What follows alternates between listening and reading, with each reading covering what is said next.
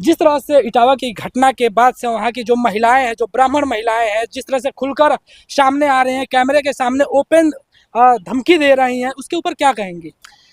धमकी में ये बोल रहे हैं कि जो है यादव की जो महिला है उनको नंगा करके घुमाएं।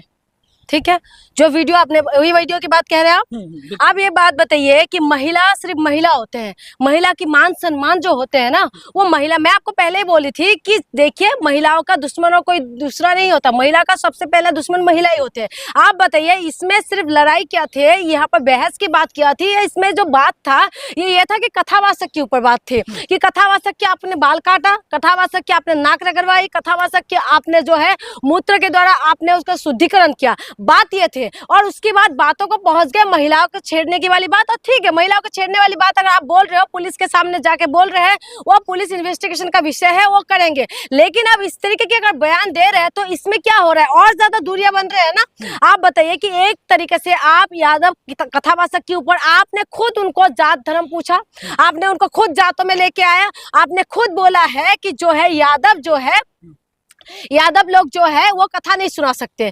तो बताइए कि यादव लोग कथा नहीं सुना सकते तो सिर्फ ब्राह्मण कथा सुना सकते हैं। इसमें कहां पर आप इस तरीके से अपने आप को ब्राह्मण खूब बहुत ज्यादा अपने आप में वो बनते हैं और ब्राह्मण कहते हैं कि हम कथा सुना सकते हैं। ये इन्होंने जो है नकली आधार कार्ड बना के आए हैं। अगर नकली आधार कार्ड बना के आए हैं, अगर 2 आधार कार्ड उनके पास है तो आप उसमें पुलिस कार्रवाई करेंगे ना। आप लोग पनिशमेंट देने वाले कौन है? आप बाल काट दोगे? उनका कहना है कि वेदों में लिखा हुआ है कि एक पढ़ा लिखा जो शूद्र है वो अनपढ़ जो ब्राह्मण है उससे भी नीचे है। एक बात बताइए, ये अपने आप में ज्यादा बनते हैं, हम किसी उसको नहीं मानते। मैं संविधान को मानती हूँ और संविधान में ये लिखा हुआ है कि आप सबके बराबरी है, आप सब में बराबरी का अधिकार है और बराबरी में आप सब कुछ कर सकते हैं, आप धर्म का प्रसार कर सकते हैं। और वो जो यादव समाज को खास करके इस बात को समझना पड़ेगा, जो यादव समाज बहुत, उसमें भी बहुत सही लोग ऐसा है जो हिंदू राष्ट्र की मांग कर रहे थे, हिंदू राष्ट्र जो मांग रहे थे उनकी सपोर्ट कर रहे थे, उनका झंडा लेके घूम रहे थे। आप बताइए कि हिंदू राष्ट्र के अंदर यादव समाज किस स्थान पे होंगे? हिंदू राष्ट्र के अंदर जो है दलित कहां पर होंगे? हिंदू राष्ट्र के अंदर जो है आदिवासी कहां पर होंगे? हिंदू राष्ट्र के अंदर जो आप हिंदू भाई जो बताते हो उसमें यादव समाज किस स्थान पे रहेंगे? एक यादव है, गगन यादव नाम है, अहिर रेजिमेंट उन्होंने बनाया हुआ है। वो जब वहां पर गए तो वहां पे पूरा पथराव चालू हो गया, पुलिस की तरफ से हवाई फायरिंग भी की गई है। तो एक उपद्रव उधर से भी देखिए, उपद्रव करना सही नहीं है, उपद्रव करना सही नहीं है, लेकिन विरोध प्रदर्शन करने का कहां पर माना है? संविधान हमें अधिकार देता है, विरोध कर सकते हो आप। विरोध आपको अगर किसी, और उसमें विरोध करना भी चाहिए, क्यों नहीं करना चाहिए विरोध? बताइए, संविधान हमें अधिकार देते हैं, हमें सरकार से जब हमें नाराजगी होती है तो हम लोग विरोध करते हैं, प्रोटेस्ट करते हैं, ये अधिकार है भाई, ये संविधान में लिखा हुआ है, अधिकार है, ये विरोध कर सकते हैं आप। यादव समाज, यादव सिर्फ एक व्यक्ति नहीं है, पूरी समाज को इन्होंने लक्षित किया। आप बताइए, अगर यादव उन्होंने कुछ गलती किया है तो आप उनका पुलिस के हवाले करते? आप उसके इस तरीके से नाक रगड़वाया, आप मूत्र, वो भी महिला के मूत्र से रख दिया उनके ऊपर। बताइए, पहले गोमूत्र की बात करते थे, ये गोबर की बात करते थे ये लोग, और अभी ये लोगों ने क्या करा? महिला के मूत्र के द्वारा उसके ऊपर चिरक दिया। बताइए कौन सी उसमें सही है? पूरा यादव समाज को लक्षित नहीं किया इस विषय को लेकर। और उसमें ओपी राजभर इस तरीके के बयान दे देते हैं कि जिसका जो काम है उसका काम करना चाहिए। तो आपका काम, आप मंत्री बनने का काम नहीं है आपका,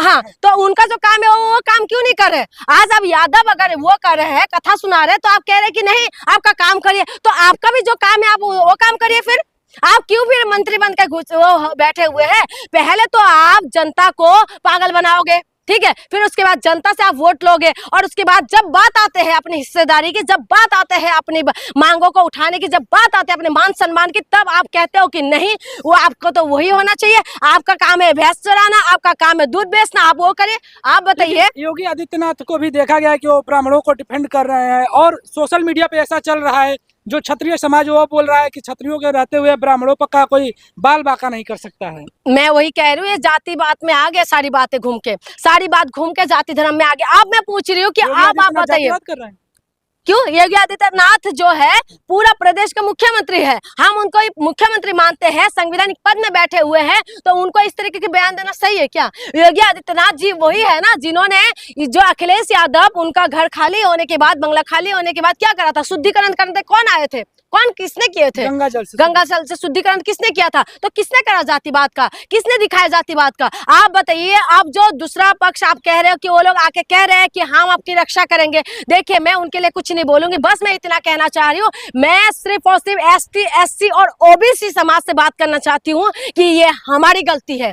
हम संविधान को मानने वाले जो लोग हैं ना, ये हम लोगों की गलती है। हम संविधानों को मानते हैं और हम ब्राह्मणों को लाके पूजा भी करवाते हैं। आप बताइए, उनके बिना हमारे घर में गृह प्रवेश नहीं होते, उनके बिना हमारी शादी नहीं होते, क्यों उनको इतना बढ़ावा देना? उनका तो हम आप पैसा ले वो करते हो, हमारी दान दक्षिणा आप ले लेते हो, हम गाय दान करें तो आप ले लेते हो, हमारी हर चीज आप ले लेते हो, उसमें तो कोई जाति धर्म नहीं आते। लेकिन जब यादव कथा सुनाने चले जाते तो आपको दिक्कत हो जाते हैं।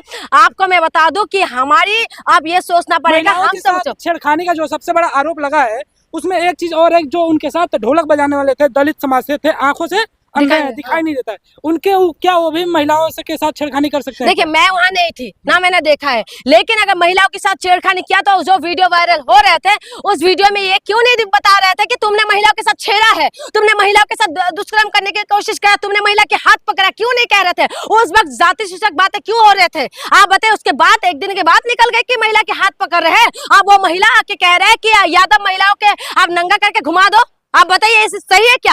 आप महिलाओं की मान सम्मान की बात करिए। आप एक एजेड महिला है, आपके उम्र है आपके, आप बहुत ज्यादा, आप हमसे तो बहुत बड़े हैं, आप समझदार है, लेकिन अगर इस तरीके की बात करेंगे तो किसी भी महिला के लिए क्या शोभा देते हैं? क्या यादव महिला नहीं होते क्या? क्या ब्राह्मण महिला नहीं होती? महिला अगर महिला की मान सम्मान की बात आते हैं तो मैं उनके साथ खड़ी हूँ, लेकिन उस वक्त महिला की बात क्यों नहीं आए थे जब उनको मारा गया था?